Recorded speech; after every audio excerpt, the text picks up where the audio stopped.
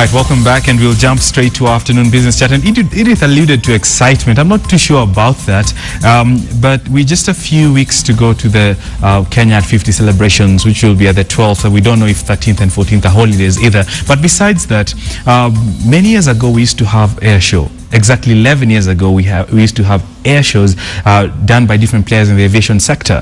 And today, I have a gentleman who will take us back memory lane and also promise of the future. I'm talking about Rob Linck, who is the chairman of the Aero Club of East Africa. Karibu sana. Asante sana. Rob, since 2011, no one else has thought that we need probably to see this thing again until now. Why? No, there's been a lot of people that have sumbued me and said, listen, let's put on another air show. Right. We had a small little one in 2007, and the last big one was in 2002, which I was the director of also. Right. So as the chairman of the Aero Club, I thought, well, now Kenya's at 15, we're celebrating a big thing. I stuck my neck out again, and here we are. On the 14th and 15th of December, we have the big Kenya Air Show Festival, 2-day affair again.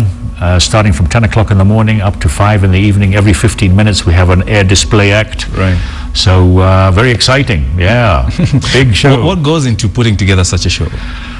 A lot of work. It starts, as I was saying before, it starts with getting all my friends who are aviation, they operate at Wilson Airport. What flying is. Exactly. Right. I mean, that's their business. So they've donated their time and effort to bring the forefront. And my skydivers are coming up all together, and so we got lots of displays and lots of people, thousands of people tweet on there saying, listen, Rob, we're very happy to have the air show back. So it's been 11 years since we've had a really big one. Yeah. Right. Then most guys were watching and probably are saying, can you do this as a sport, or other than just a show, what else can you do with this thing? Well, I mean, you can do. I mean, the air show is just to show all the visitors what aeroplanes are about and what they can do.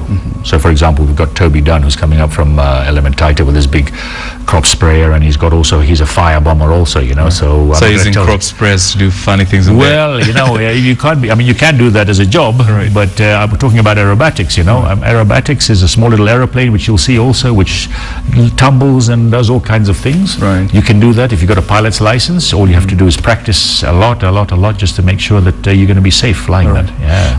What other places do we have this kind of shows? Because mostly we see them on TV, and elsewhere they're competitive and people are being judged and awarded. Yes.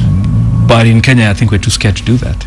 Well, it's nothing to do with being scared. It's just finding somebody who's like me, who's going to stick his neck out and actually do all the hard work. It's been already 4.5 months of everyday work organizing and getting the air show together. Right. But apart from Kenya now, where we do it on a fairly regular basis based on who's going to take the responsibility of putting it on, we have the only other place is South Africa, where they have an air show practically every month, where they have an organization which actually puts it on. It's a professional thing. Right. We can do that one day, because one day I'll put up my flags and say, let somebody else do it.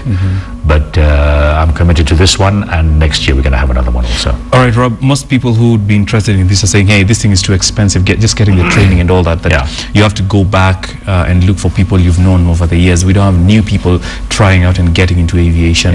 What would be a solution into meeting the cost of these kinds of training?